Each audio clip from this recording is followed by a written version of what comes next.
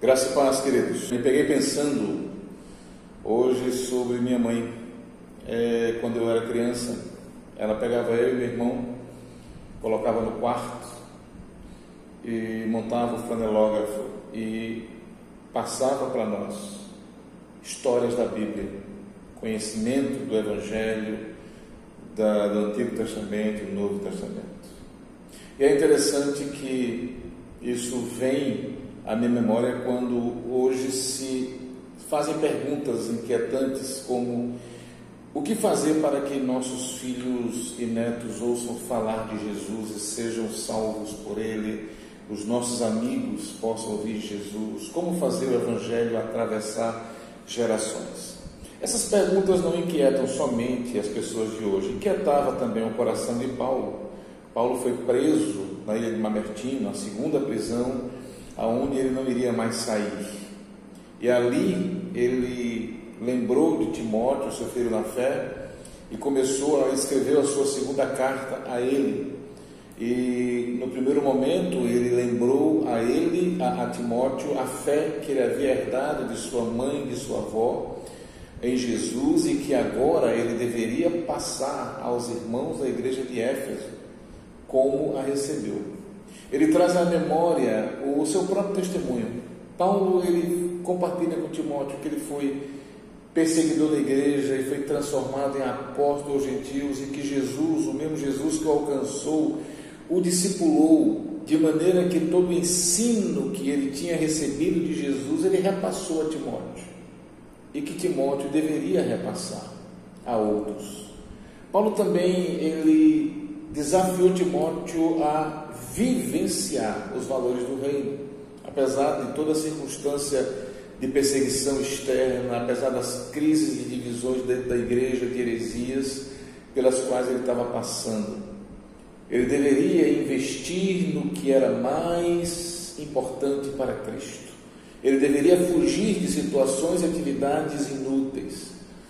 Timóteo deveria ter os princípios do reino como inegociáveis, para que o Evangelho fosse testemunhado em sua íntegra. O interessante é que Paulo faz uma exortação solene a Timóteo, que ele pregasse a palavra, estivesse preparado para confrontar o erro, corrigir os rumos e motivar os cristãos para que eles pudessem fazer o mesmo com as gerações futuras. E por fim, Paulo, prevendo que estava perto da sua morte, ele mostrou a Timóteo que no fim da carreira, o conjunto da obra, o resultado do que foi feito, demonstraria se a missão foi bem sucedida ou não. O que é que nós aprendemos com Paulo aqui? Primeira coisa que eu percebo nesse ensino, nessa preocupação de Paulo com Timóteo, é de que o Evangelho deve ser o maior legado a ser deixado para as próximas gerações. Um legado é aquilo que é passado de uma geração a outra, de um pai para filho, de um amigo para outro. Mais do que herança financeira, mais do que bens, mais do que uma carreira bem-sucedida, a melhor herança não é aquela que vai acabar aqui quando morrermos, mas é aquela que levamos para a eternidade. É nós levarmos os nossos filhos, netos, filhos na fé, a receber Jesus como Salvador. É o legado do Evangelho. Qual é o legado que você tem deixado?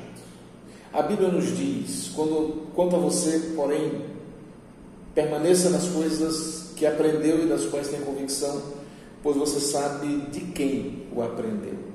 Paulo também enfatiza, através do seu testemunho pessoal, que o Evangelho, ele atravessa gerações quando vidas transformadas se tornam vidas multiplicadas.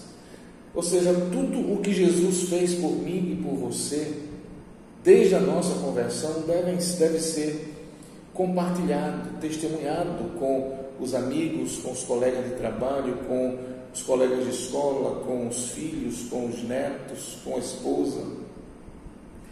E fazemos isso por meio de relacionamentos discipuladores, para que eles possam fazer o mesmo. A Bíblia nos diz, as palavras que você me ouviu dizer na presença de muitas testemunhas, transmite-os, confie-os a homens fiéis que sejam também capazes de ensiná-las a outros. Ou seja, deve virar um padrão de comportamento. E aí vem o desafio que Paulo faz a Timóteo, né? Ele deixa claro que vida em Cristo é uma vida transformada, mas a vida transformada, ela só é transformada quando os valores do reino são vivenciados. O pastor Billy Graham, grande evangelista do século XX, disse: nós somos as Bíblias que o mundo está lendo, nós somos os sermões que o mundo está ouvindo.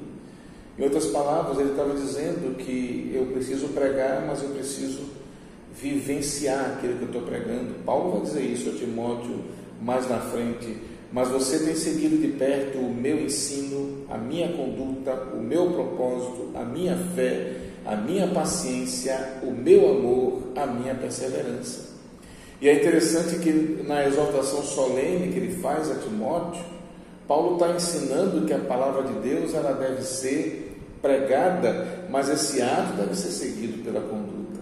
Ou seja, a fé ela deve ser vivenciada para que tenhamos autoridade para confrontar o erro, para corrigir os rumos, para motivar as pessoas e perseverar na fé.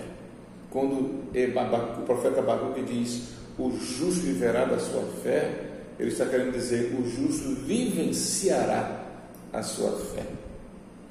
Paulo vai dizer a Timóteo mais na frente: pregue a palavra, esteja preparado, a tempo e fora de tempo, repreenda, corrija, exorte com toda paciência e doutrina. E por fim, amados, quando Paulo está motivando Timóteo a continuar, a perseverar, ele está nos mostrando que nós temos sempre que levar em conta a perspectiva do fim da carreira. A carreira nossa vai terminar, a vida vai terminar, e ele vai dizer a ele que o bom combate, o combate bom, bem sucedido, o combate vitorioso é aquele quando o bastão da fé e do testemunho é passada para outra geração. Que avaliação você vai fazer do fim da sua carreira? Como é que Deus vai avaliar o teu combate, ou o nosso combate? A Bíblia nos diz que nós devemos dizer como Paulo: combati o bom combate, terminei a corrida e guardei a fé. Eu dou graças a Deus pela minha mãe. Ela combateu o bom combate, ela terminou a corrida e guardou a fé. Minha oração é que eu faça o mesmo. Pai querido, fala ao nosso coração, que as tuas palavras venham ao nosso encontro e que nós possamos, nessa caminhada que começa, estar aprendendo a cada dia a levar o Evangelho a atravessar gerações. Em nome de Jesus. Amém.